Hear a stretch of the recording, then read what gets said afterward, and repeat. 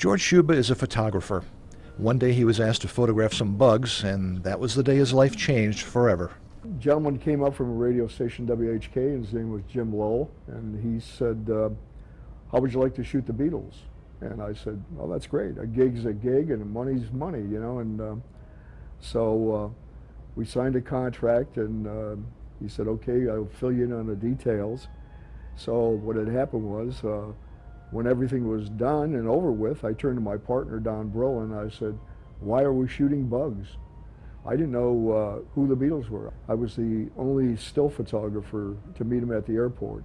And that's where one of my best photos came out. I've got a picture of Paul waving to me.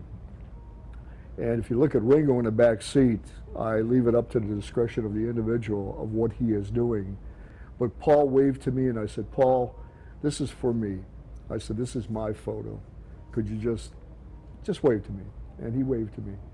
I said hi to Ringo, and he said hi, and he said, what kind of camera do you have? And I had a Nikon wrapped around my neck. And so we talked for about 5 minutes about Nikon cameras. But I think he had a Canon or an Olympus, one of those two cameras, because he would go out in every city and he would photograph it at night or when he had the opportunity.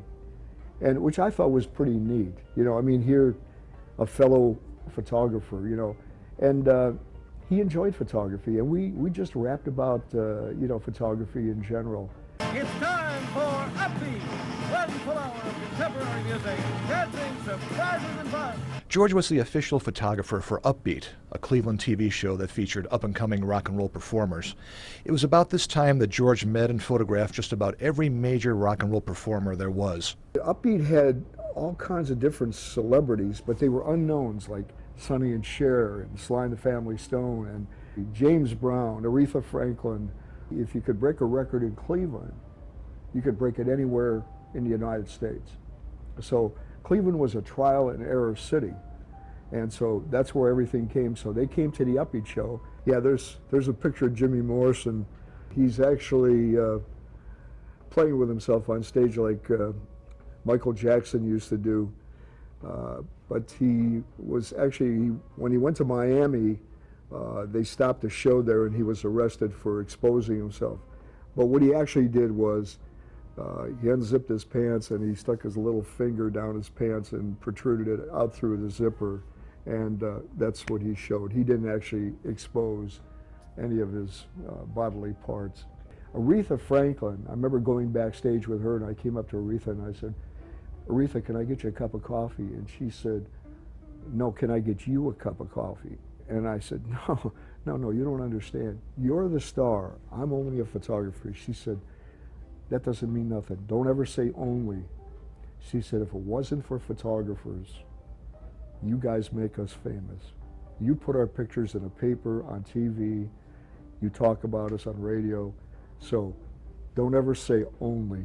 She said, you're very, very important, and thank you. And I'll never forget those words. His pictures have been published in dozens of books and magazines around the world. And they can be seen on the streets of Cleveland, like this one of Janis Joplin advertising the Rock and Roll Hall of Fame. The Rock Hall itself purchased 48 of George's photos for their permanent collection.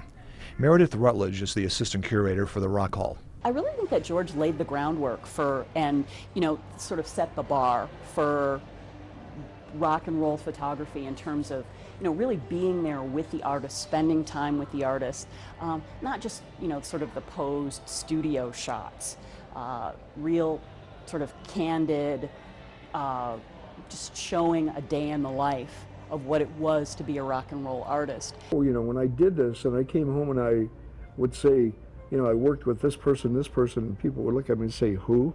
Gallery 1 in Menor also has a large collection of George's photographs on display. This is only part of 6,600 images that I have. I've got prints that I've never even printed up in 40 years. You may not get rich as a rock and roll photographer, but the people you meet and the experiences you have are priceless. Would I have loved to have more money? Absolutely. Yeah, that would have been the most important thing. They always say that you're always a famous artist is always remembered afterwards because his pictures become more valuable when you die. Well, I'd like to reverse that, say I want to make mine more valuable while I'm alive. So But yeah, I'm very pleased on what I've done with my accomplishments.